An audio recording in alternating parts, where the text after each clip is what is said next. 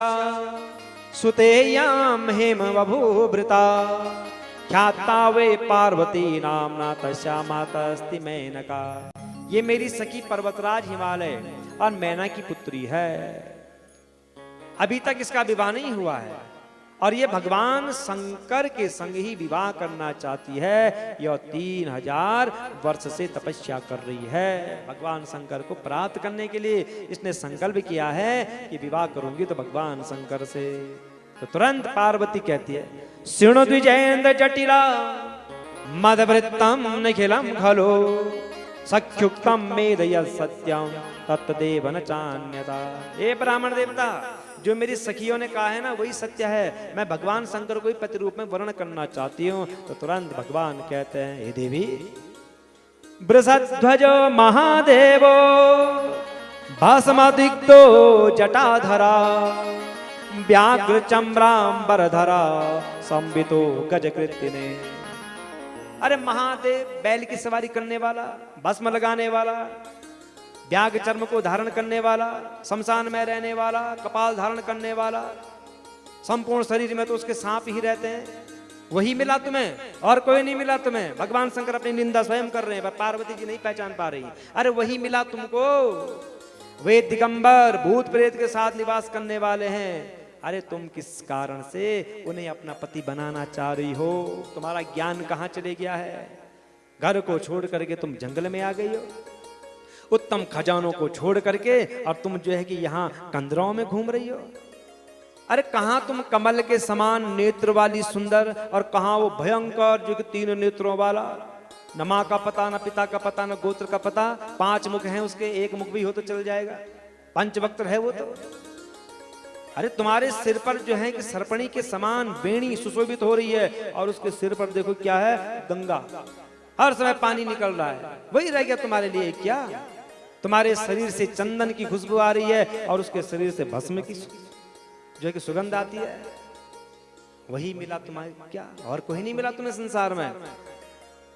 और भगवती पार्वती बड़ी बड़ी आंखों से देख रही कि ये बूढ़ा कहां से आ गया, ये कैसे जो है कि भगवान शंकर के लिए बोल रहा है। पार्वती कहती है, हे देव, आपने जो कहा उसे मैंने जान लिया है, वो सब मिथ्या है, मैं और कुछ नहीं सुनना चाहती हूँ।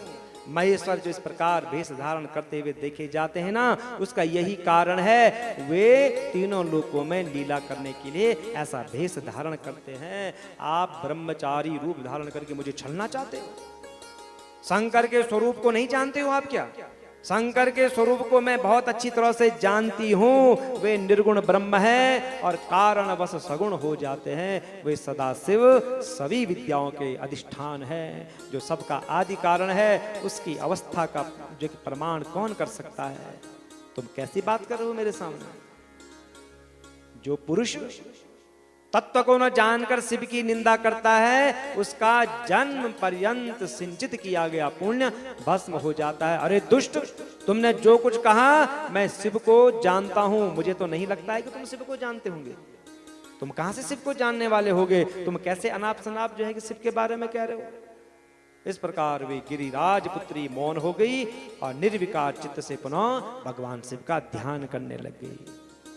पार्वती कहती है, सखी, शिव भक्त को चाहिए कि विशेष करके जहां पर शिव निंदा हो वहां से कान बंद करके चले जाना चाहिए, अन्यत्र चले जाना चाहिए। यह दुष्ट पुनः शिव की निंदा न करे, इसलिए हमको इस स्थान पर नहीं रहना चाहिए। जो ही पार्वती जी अन्यत्र जाने लग गई तो भगवान जैसे ही जाने लगती हैं, जैसे ही अपना जो पांव उठाती हैं, इतने में ब्रह्मचारी रूप साक्षात शिव जी ने पार्वती को पकड़ लिया। उन शिव ने उस समय जैसा पार्वती ध्यान कर रही थी उसी प्रकार पार्वती को अपना दर्शन दे दिया। बोलो शंकर भगवान की जय। और कहते हैं भगवान शंकर, कुत्र यास्यसि मां हित्वा न त्वं त्यज्या मया पुनः प्रसन्नोऽस्मि वरं ब्रूहि नादेयं विद्यते तवा। हे देवी, तुम मुझे छोड़कर कहां जा रही हो? मैं तुम्हें नहीं छोड़ूंगा, मैं तुम्हारे ऊपर प्रसन्न हूं। मेरे द्वारा तुम्हारे लिए कुछ भी अदेय नहीं है। बोलो तुम्हें क्या चाहिए? हे गिरिजे, लज्जा का त्याग करो। तुम मेरी सनातन पत्नी हो, मैंने तुम्हारी अनेक प्रकार से परीक्षा ली है, मुझे लोक लीला का अनुसरण करने वाली इस अपराध को क्षमा करो। मैंने तुम्हारी जैसी पतिव्रता सती इस त्रिलोक में और दूसरी नहीं देखी है। हे प्रिय, तुम मेरे पास आओ, तुम मेरी पत्नी बनो तथा मैं तुम्हारा वर हूं। अब मैं तुम्हें अपने साथ लेकर के सुंदर अपने उत्तम कैलाश को चलूंगा।